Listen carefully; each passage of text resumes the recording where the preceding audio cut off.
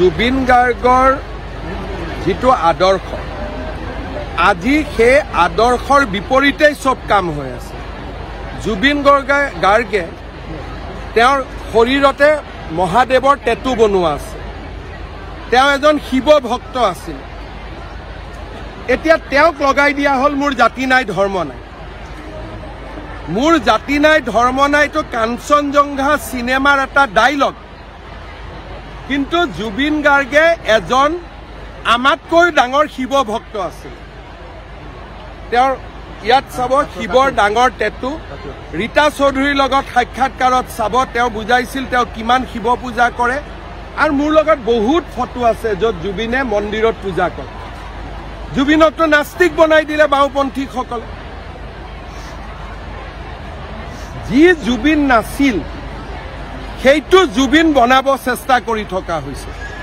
সেইকাৰণে বিজেপিয়ে ৰাজপথত নামিছে যাতে প্ৰকৃত জুবিনজন হেৰাই নাযায়।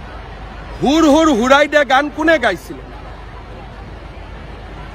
এতিয়া সেইবিলাকে যিবিলাকক জুবিনে নমতা অতিথি বুলি কৈছিলে তেওঁলোকে জুবিনৰ সমাধিত আহি ভিৰ কৰি আছে। কয় জুবিনৰ জাতি নাই ধৰ্ম নাই।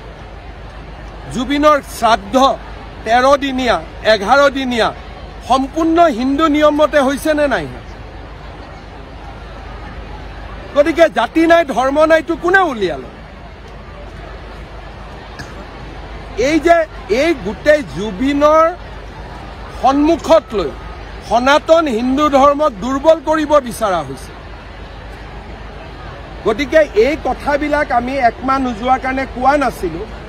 এতিয়া আমি সকলোকে বিতৰ্কলৈ মাতিছোঁ যে আমাক দেখুৱাই দিয়ক জুবিনৰ ধৰ্ম নাছিল বুলি, জুবিনৰ জাতি নাছিল বুলি।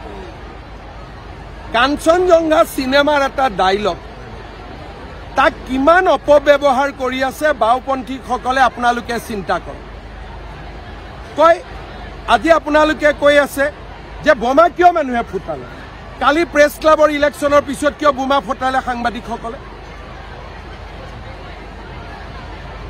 দেৱালীত ৰাইজে বোমা ফুটালে সমালোচনা কৰিলে। কালি প্ৰেছ ক্লাবৰ ইলেকশ্যনৰ পিছত একেবিলাক সাংবাদিকে বোমা ফুটাই দিলে।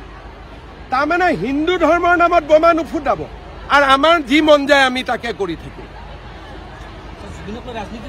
ৰাজনীতি নহয়।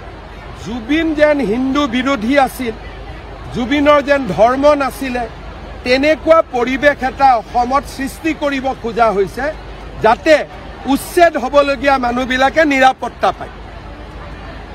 যাতে এই যি আমি এটা অসমক জাতি মাতি ভেটি বচাবৰ কাৰণে এটা আমি তীব্ৰ গণ চিন্তা কৰিছোঁ তাক যাতে স্তীমিত কৰিব পৰা যায়। নেপথ্যত বাওঁপন্থীসকল, অখিল গগৈ এইবিলাকে আছে, কংগ্ৰেছ। ক'ৰবাত এনেকুৱা নিয়ম দেখিছে নেকি যে সমাধিত গ'লো সাফৰেদি খুলি আমি তাতে মদ ঢালি দিলোঁ? এইটো আত্মা ভগৱানৰ অংশ হয়। কি জুবিনক অসমীয়া জাতিয়ে কি মদেদি পূজা কৰিব নেকি? এইবিলাক নিয়ম কোনে কৰি আছে যে জুবিনৰ বিষয়ে যাতে অহা 100 বছৰত এটা মানুহৰ মনত বিৰূপ মনোভাৱৰ সৃষ্টি হয়? 100 বছৰ পিছত নৱপ্ৰজন্মই জুবিনক কেনেকৈ চিনিব? জুবিনৰ গানেৰে নহয় যেন জুবিন এজন মদ ভাল পোৱা ব্যক্তি আছিল। জুবিনৰ গানেদি আমি জুবিনক স্মৰণ কৰোঁ। জুবিনৰ সমাধিত সাফৰেৰে মদ ঢালি নহয়। আজি যোৱা 1 মাহত যোনে যি পাৰে তাকে কৰি আছে। ভাবিছে সকলো নীৰৱ হৈ যাব। আমাৰ নীৰৱতা এমাহৰ নীৰৱতা আছিল। এতিয়া ঢালকচোন কোনোবাই অহাকালিৰ পৰা। মই জুবিনক কেতিয়াও মদৰ লগত পৰিচিত ব্যক্তি বুলি জানিব নিদিওঁ। জুবিনক মই মায়াবিনী হুৰ হুৰ হুৰাই দে গানেৰে সমৃদ্ধ এজন জাতীয় বীৰ হিচাপে জানাৰ বাবে আমি কাম কৰোঁ। এইবিলাক কি চলি আছে? এইবিলাক কি চলি আছে? কোনে চলাই আছে? অখিল গগৈয়ে পালপাতি মানুহ পঠিয়ায়, কংগ্ৰেছে পালপাতি মানুহ পঠায়। প্ৰচেষ্টা হ'ল যে জুবিনক এজন যেন তেওঁ মদক বাদ দি একোৱেই নাজানিছিল তেনেকুৱা ব্যক্তি হিচাপে প্ৰতিষ্ঠা কৰা। এইটো ভুল নকৰিব। জুবিনে মদ নাখাইছিল, খাইছিল যদিও কিবা দুখত খাব পাৰিব, কিবা কাৰণত খাব।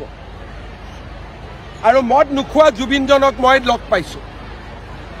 এইটো কোনেও এনেকুৱা ধাৰণা নিদিব যে জুবিনে 24 ঘণ্টাই মদ খাই আছিল। ভুল কথা হৈ আছে। জুবিনক অপমান কৰি থকা হৈছে।